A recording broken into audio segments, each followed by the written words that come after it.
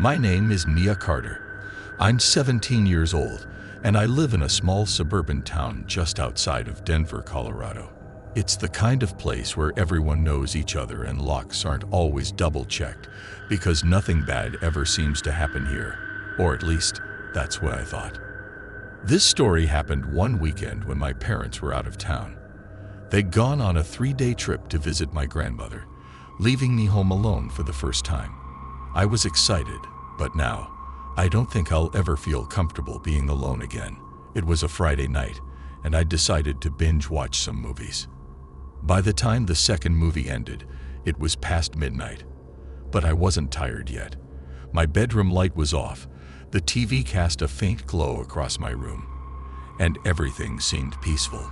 I'd cracked my window open earlier in the day to let some fresh air in, but I was certain I'd locked it before dark. At some point, I glanced at the window. It was slightly open, just enough for a cold breeze to slip through. My heart sank.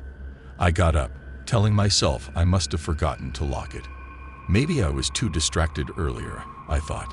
Still, the uneasy feeling lingered as I slid the window shut and clicked the lock back into place. I even tugged on it to make sure it was secure this time. Trying to shake off the discomfort, I returned to my bed and started a third movie. I'd just begun to relax when my stomach growled, so I decided to grab a snack from the kitchen. As I walked down the dark hallway, something felt off. It was too quiet.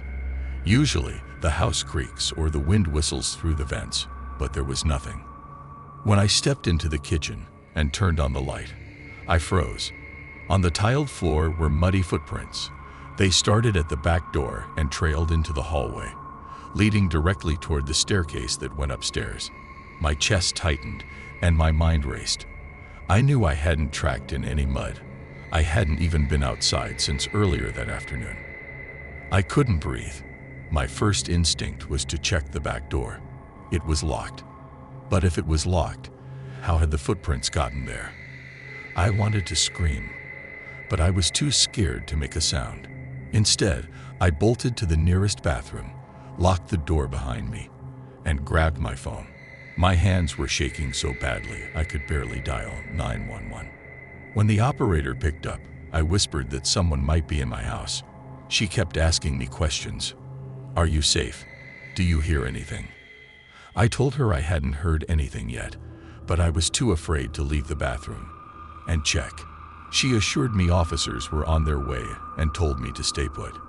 While waiting for the police, I heard faint creaks coming from upstairs. My stomach twisted into knots. Someone was in the house. The minutes felt like hours, and I was terrified they'd find me before the cops arrived. I kept holding my breath every time I heard another sound. My ear pressed against the bathroom door, trying to figure out where the intruder was. Finally, red and blue lights flashed outside, and I heard pounding on the front door. The dispatcher told me to stay on the line until I knew the officers had entered. Moments later, I heard them shouting, announcing themselves as they swept through the house. When the officers came to the bathroom, I burst out, tears streaming down my face.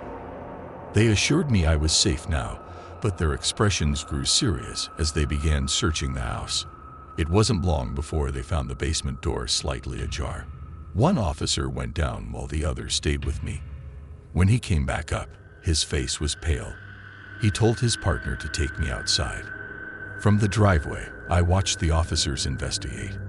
They found signs of a struggle in the basement. Some furniture had been overturned, and there were scratch marks on the walls. But the most chilling discovery was under the stairs.